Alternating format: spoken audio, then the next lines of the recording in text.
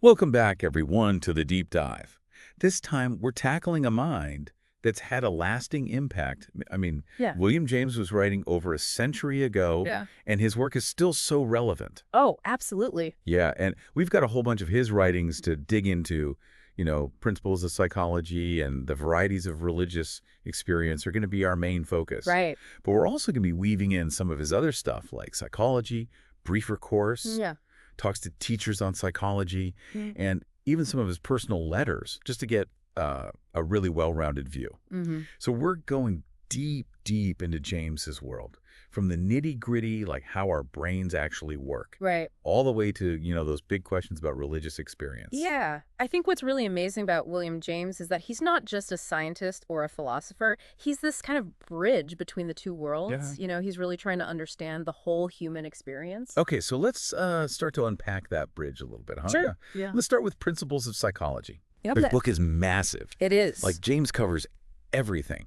I mean, from neural anatomy to attention to the will, volition. Yeah. And he even did experiments on animals to try to map out, like, brain functions. Yeah, those animal experiments are a great example of, how cutting edge his thinking was. I mean, Yeah. he used them to figure out how different parts of the brain actually contribute to consciousness. Right. That was revolutionary back then. Yeah. He wasn't just interested in dissecting brains. He was trying to, understand the physical stuff. Yeah. That underpins, our mental lives, who we are, how we think.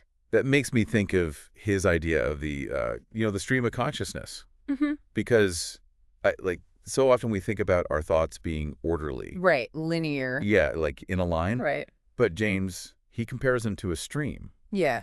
always changing with different, currents and depths. Precisely. And that's such a powerful metaphor, I think, for understanding how our minds actually work. Yeah. Because it helps us to understand things like attention and decision-making. Right. Which aren't always so neat and tidy, right? So if our minds are rivers, constantly moving and shifting, Yeah. how do we focus? Right. How do we learn? Yeah, that's a great question. I struggle with distraction, constantly. Well, you're not alone there. I think a lot of us struggle with distraction these days. And, James actually believed that understanding the stream of consciousness is really the key to getting better at focusing, at paying attention. Oh, okay. Because if you can recognize that your thoughts are, fleeting, they come and go, Yeah. you can kind of learn to direct them a little bit better. Oh, okay. And he actually gets very practical about this. Oh, does he? Yeah, in talks to teachers on psychology, he gives all these examples of how, educators can use these principles to actually help students learn. Interesting. You know what I find so interesting about all this is just the connection between the body and the mind. Right. And in James's letters, you can see him struggling with his own chronic eye problems, Right. which must have made it so much harder to focus. Absolutely. I mean, it just makes his insights on attention even more impressive. Wow. For sure. And I think that just highlights how it wasn't just theory for James. It's Mhm. deeply personal. His work was intertwined with his life. Yeah. And speaking of personal, let's shift gears a little bit Okay. and talk about the varieties of religious experience. Because here, James really takes us on a journey Okay. through all these personal accounts of religious experiences, Mhm. from mystics to everyday people. Wow.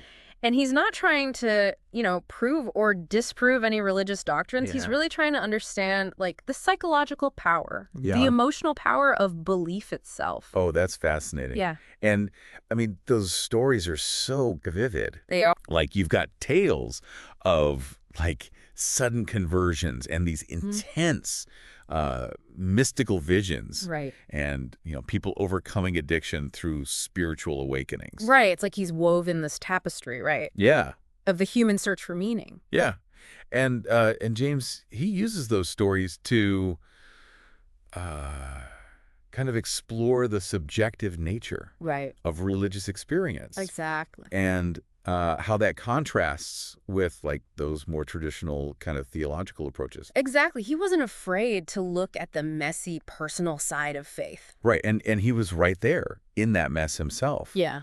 In his letters, you can see him wrestling with his own faith, his own doubts, Yeah. which, I don't know, it just makes his exploration of religious experience that much more compelling. Absolutely. It's like he's saying, hey, I'm trying to figure this out too. He is. And, he even introduces this really interesting idea, this concept of the wider self, to suggest that, maybe there's more to us than we realize. Yeah. Maybe there's this connection to something bigger. Yeah. And, this idea, it resonates with a lot of spiritual traditions. Right.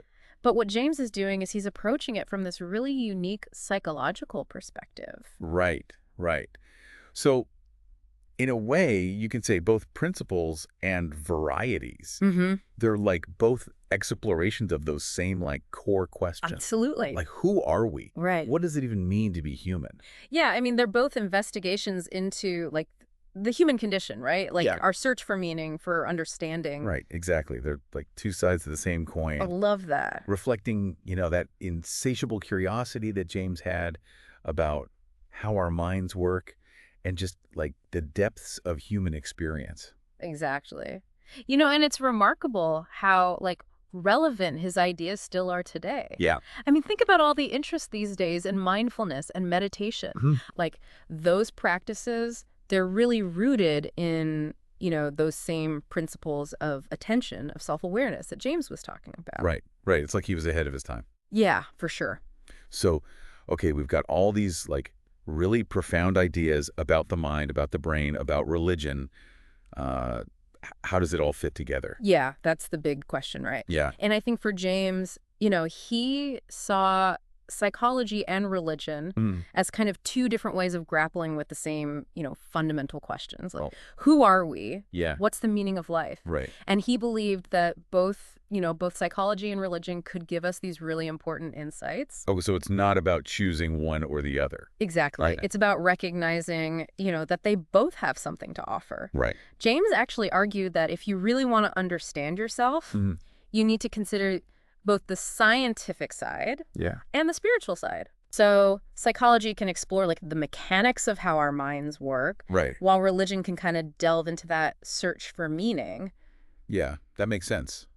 But, science has come a long way since James's time. It has. I mean, our understanding of the brain is just exploded. Yeah. So are his ideas, are they still relevant, in this age of brain scans and neuroscience? I think so. Absolutely, yeah. Okay. James's work was so groundbreaking, and it still has this huge influence on all sorts of fields. I mean, cognitive science, right, philosophy, even self-help, Right. His emphasis on experience, on pragmatism, on the importance of individual perspective. Yeah. I think those things really resonate. Yeah, totally. And, for me, I'm starting to see how James's work is this vast web of thought. It is. Complex, but incredibly rich and rewarding to explore. Yeah, and I think, it's not just about these abstract ideas.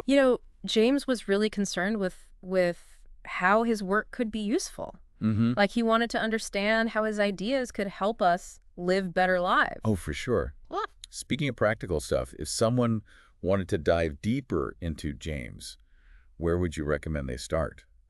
Yeah, that's a good question. I mean, principles, that's a bit of a beast. It is, yeah. Principles of Psychology is a long one. Yeah. You could, just focus on a couple of chapters. Okay. The chapters on habit, attention, the stream of consciousness. Okay, yeah. But if you're looking for something a little shorter, Psychology Reefer Course is a good option. Oh, it basically summarizes all the key ideas. Gotcha. And what about Varieties? Yeah, Varieties is amazing. It seems like there's a lot to unpack there, too. Oh, absolutely. It's a treasure trove of, stories and insights. I would say, focus on the lectures that deal with the types of religious experiences that you're, most interested in. So whether that's mysticism or conversion. Right. Or saintliness. And his letters, I think reading James's letters is a really great way to kind of get a glimpse into his own journey. Yeah. His doubts, his struggles, but also, his brilliant insights. Yeah. Yeah, it really humanizes him. Yeah. And it just makes his work that much more powerful. Yeah, totally. Yeah. As we've been talking about James's ideas, I've been kind of struck by, I don't know, I've been thinking about how his concept of this stream of consciousness could actually help us make sense of of religious experience. Oh, interesting. You know, like if our thoughts are constantly shifting and evolving, maybe, I don't know, maybe religious experiences are like glimpses into a different level of consciousness. You know, like a different current within that stream. Yeah, I like that. Yeah. It's a really interesting connection. And, James himself, he actually argued Mm. that we shouldn't just dismiss religious experiences as like illusions or hallucinations. Right. He believed that they could give us like real insights Okay. into the nature of reality, and our place in it. So maybe instead of trying to like fit religious experience into these neat little boxes, we should kind of embrace its fluidity. Yeah. And try to understand what it can teach us about ourselves and, the world. I love that. Yeah. Yeah. James really encourages us to approach these experiences with an open mind and, with this willingness to learn from them, even if they challenge, the things that we think we know. Yeah, totally. This deep dive into William James has been a real eye-opener for me. It has for me, too. I'm starting to understand why his work still speaks to people, over a century later. Yeah, his insights into the human mind, into our search for meaning, they're incredibly relevant, especially, I think in a world that often feels fragmented and uncertain. So, as we kind of wrap up our exploration of James's work, I'm left with this question. What would he be most fascinated by if he were alive today? Oh, that's a good question. Like what questions would he be grappling with in our, complex, ever-changing world? I wonder. Would he be exploring, artificial intelligence? Right. Would he be delving into, like, the mysteries of consciousness, through the lens of quantum physics? Yeah. Or, maybe he'd be writing about, like, the spiritual implications of our digital age. Right. I mean, he was such a, restless and inquisitive mind. Yeah. Always pushing the boundaries. Yeah. So I have no doubt that he would be, right there at the forefront of intellectual inquiry today. Yeah. Challenging us to really grapple with those, biggest questions of our time. Absolutely. Right? Yeah. It feels like we've just scratched the surface, Right. of his work. But this deep dive has really given me a whole new perspective on William James. I'm starting to understand why he's considered, such a giant in psychology and philosophy. Oh, he was a pioneer, no doubt. And what I find, so inspiring about him is just his constant pursuit of understanding. He wasn't afraid to ask the big questions, even if he knew he might never find the answers. Right. And he didn't shy away from, his own struggles. Yeah. His doubts, anxieties. And that, I think, that honesty makes his work even more relatable. Oh, absolutely. It makes you feel like, you're on this journey with him. Totally. Yeah. He wasn't just this, detached observer. Right. He was really engaged with, the human condition, Yeah. both in his life and his work. Yeah. And I think that's really what makes his writing so powerful. As we wrap up, I keep coming back to this idea Yeah. of the wider self that James talked about. Yeah. Do you think he was, hinting at something beyond, our individual consciousness? Like some kind of interconnectedness that we're just starting to kind of grasp. It's a great question. And honestly, I think James would be thrilled that we're still thinking about it. Yeah. Because he saw the self as something so dynamic, Right. constantly changing, evolving, and, connected to something bigger. Right. Whether you see that as some kind of spiritual dimension or simply, the web of relationships and experiences Yeah. that shape us. Yeah. It's a powerful idea that I think still resonates with people today. It makes you wonder if, James's work is even more relevant now Right. than ever before. Yeah. We live in such a complex, fragmented world. And uncertain. Yeah. Absolutely. So maybe we need his insights into, the human mind and that search for meaning more than ever. Yeah, I think so. His focus on experience. Yeah. Pragmatism, and really that search for truth. Yeah. In a world that's so full of uncertainty, Right. that just feels like so important right now. So as we wrap up this deep dive into the world of William James, Yeah.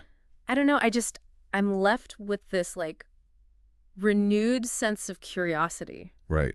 about my own mind and the world around me. Yeah. It's like he's given me these new lenses to view my own experiences. That's the beauty of like engaging with these amazing thinkers, right? Yeah. They challenge us to, question our assumptions, Yeah. to like broaden our horizons and to explore those uncharted territories of like our own minds Right. and the world we live in. This has been such an incredible journey. It has. And I really encourage everyone listening to like dive into James's work themselves. Yeah. You won't regret it. You won't be disappointed. Yeah. And who knows, You might even discover something new about yourself. Right. Along the way. So until next time, keep exploring.